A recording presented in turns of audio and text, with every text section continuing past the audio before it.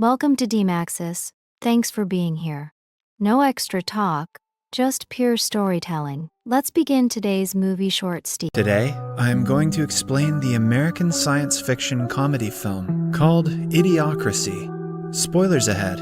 Watch out and take care. The premise of the movie is set in the year 2005. At the beginning of the movie, it is narrated that human evolution is at a turning point. Most science fiction theories predict that the future of humans is going to be more advanced, with smarter people. But because humans are already on top of the food chain, their evolution takes a turn for the worse. People grow dumber with time. In such conditions, the U.S. Army librarian, Corporal Joe Bowers, is approached by his seniors, proposing he be a part of an important experiment. Joe, who had planned to stay a librarian until retirement, is annoyed, but he has to follow orders. Then, we are taken to a private meeting between some high-ranking military officials.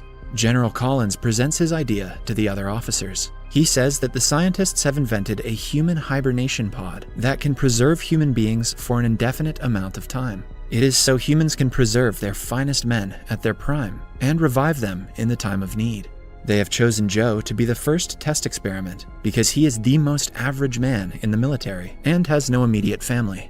Similarly, they also required a woman for the experiment, but they didn't have a perfect fit in the military. Hence, Collins chooses a prostitute named Rita. He shows the officers pictures of him and Rita's manager, Upgrade, partying together. But it makes everyone in the room uncomfortable. He ends the presentation by saying that the subjects will be put into the pods tomorrow, and the experiment will go on for a year.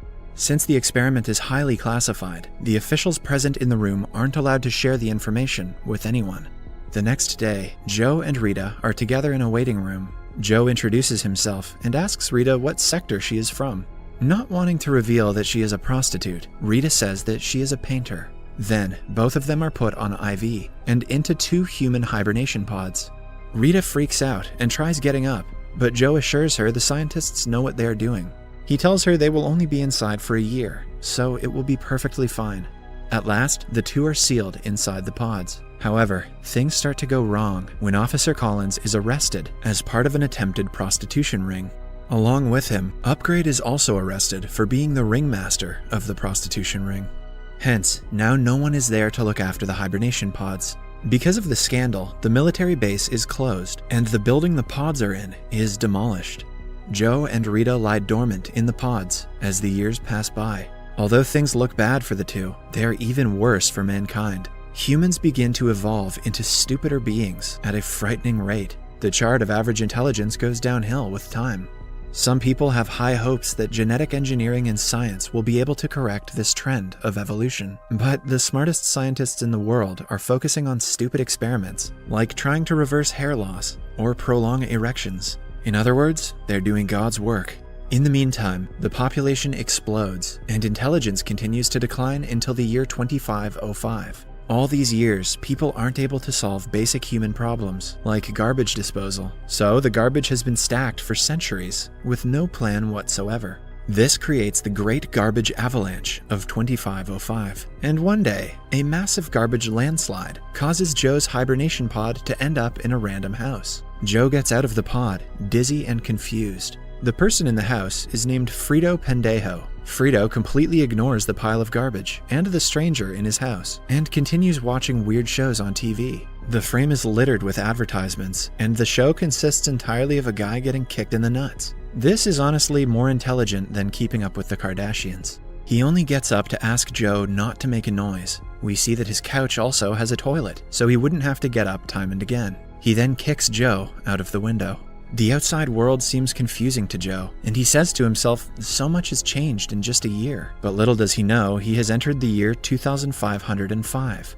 He sees a group of people by the side of the road who talk in slang and grunts. Joe is able to understand them, but when he speaks like his normal self, they call him slurs and chase him away. A confused Joe also feels dizzy, so he decides to go to a nearby hospital. There, he goes to the reception and tells the receptionist he is from the army. The woman doesn't understand anything and just presses one of the many buttons on her desk. A voice asks Joe to proceed to the diagnostic area on the right. Confused, he goes to drink some water from a water fountain, but it supplies an energy drink called Brondo instead of water. When Joe asks a bystander where he can drink water, the man laughs at Joe for wanting to drink something they use for toilets. Then he goes to the diagnostic area where he has to put plugs into his mouth, ear, and anus. The health professional mismatches the plugs that he already put into those areas. A disgusted Joe completes the procedure and is sent to a doctor. While waiting, he sees the date 2505 written on a magazine, but dismisses it as a misprint. The doctor arrives and answers all of Joe's questions about his health with phrases like kick ass. He also declares Joe is retarded and asks him to pay a fee of $5 billion. Just then, Joe notices 2505 written on the bill. He finally realizes that he has actually been inside the pod for 500 years. Joe almost doesn't believe it and goes to the window only to be surprised to see the current condition of the city. Meanwhile, the doctor freaks out because Joe doesn't have a citizen tattoo on his wrist. Joe panics and runs away from the hospital, while the doctor calls the police on him for not paying his bills. A voice narrates that Joe has woken up to a world in crisis. The economy is in deep neglect. A great dust bowl has ravaged all food supplies, and the #1 movie in the country is called Ass. He goes to watch the movie that won a bunch of Oscars, including Best Screenplay, only to stare at someone's ass for 90 straight minutes. At night, he is arrested for being unscannable and taken to a court. There he is given a lawyer who happens to be Frito Pendejo, the guy that Joe met first. Frito makes fun of him as everyone in the court laughs. Joe presents his case sensibly and explains why he is unscannable, but the lawyers and judge just laugh at him. At last, the judge declares him guilty and sentences him to jail. Meanwhile, Rita also comes out of the pod and is trying to contact her manager and boyfriend, Upgrade. She is unsuccessful, as the phone asks her for $2,000 to contact him. Just then, she is approached by a man who she tricks to get his money. At the same time, Joe is taken to an automated tattoo place where the citizens are given the identification tattoo that makes them scannable. The machine asks his name, but Joe starts to explain that he is not sure what is going on. Because of this, the machine reads his name as not sure and tattoos it on his wrist. Then, he is taken to an aptitude and IQ test and asked questions about basic addition. Joe answers all of them correctly and is surprised to see people around him not being able to identify shapes. After that, he is taken to the prison. He finally begins to realize that everyone in the current world is stupid. So, he tells the guard he is supposed to get out of jail today. The stupid guard lets him walk away, but the alarms catch that an inmate has ran away, and the police chase him down the streets.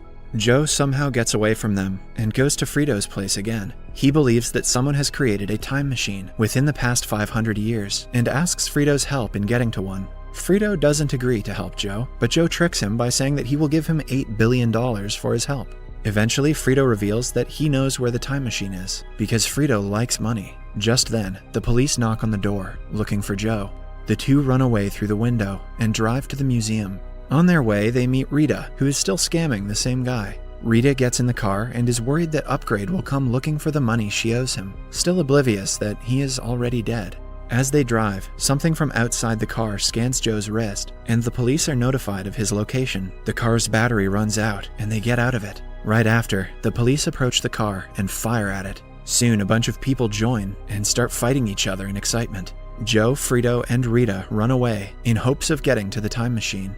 Joe then takes the two to Costco, which is now the center of all trades. He even claims to have studied law in Costco. As they wait for the metro, Rita goes to the bathroom. Before she returns, Joe's wrist is accidentally scanned again, and the whole place is alerted of a criminal's presence. The metro arrives, and Frito gets on it, but Joe waits for Rita, only to be caught by the police. However, this time he is taken to the White House instead of prison. There, a confused Joe meets the President Camacho and his secretaries. Camacho makes fun of him, saying that he thought Joe's head would be bigger because he is smart. It turns out that the IQ test Joe took in prison surprised everyone because he had the highest score they had ever seen. Hence, because of his intelligence, the president makes Joe the new Secretary of Interior.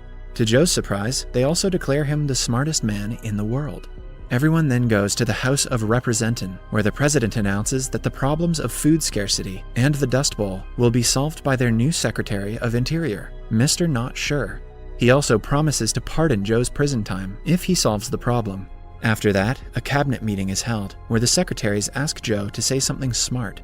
Joe says some random complicated words, making them believe that he is in fact smart. Then, Joe asks Frito to draw a map of the location of the time machine until he can distract the secretaries. Later, he takes them to a field where crops are supposed to be grown. He also asks them to get Rita because she might be able to help them with the crops. Frito secretly hands Joe the map. At the same time, Rita arrives there. Joe takes her aside, planning to run away using the map. But his plan fails when he sees that Frito's map is just a couple squiggly lines. Then, Joe realizes that people have been watering the crops with the energy drink, Brondo. He holds a cabinet meeting to start using water instead of Brondo. The secretaries think his idea is atrocious because Brondo has electrolytes. So, instead of reasoning with them, he simply tells them that he can talk to the plants, and they want water. Joe doesn't know that the energy drink has caused salt to develop over topsoil, which killed the plants and caused the Dust Bowl. Hence, he is actually solving their problems. For a few days, everything goes as planned, but soon, Brondo's stock drops to zero because of the decreased production. This leaves half the population unemployed. They riot outside the White House, in a scene that eerily foreshadows the stupidity of the United States. The news announces that Joe is taken to court for making people unemployed and is proven to be guilty. He is sentenced to 1 night in rehabilitation. In the New World, rehabilitation is when a criminal is chased by a large monster truck in an arena as an audience cheers for the truck. The rehabilitation mostly ends with the criminal's death. Joe is taken to the arena while Rita sadly returns to the White House, ready to go to the time machine with Frito. The rehabilitation is broadcasted on national television. Joe is chased by a massive killing truck as he drives around in a small car with a dildo strapped to the hood. Just then, Rita notices a rose plant growing outside. She realizes that Joe's idea to water the plants has worked and asks Frito to take her to the arena. She plans to broadcast the crops on the Jumbotron so Joe's punishment would be pardoned. Meanwhile, Joe is still trying to save his life from the death truck. Rita reaches there on time and bribes a cameraman to go with Frito and film the growing crops. She then goes to the monitoring room and takes over the control panel. Frito finally gets to the field and films the crops. The clip is broadcasted on the large screen. Seeing this, President Camacho saves Joe from being killed and pardons his punishment, making the crowd erupt in cheers.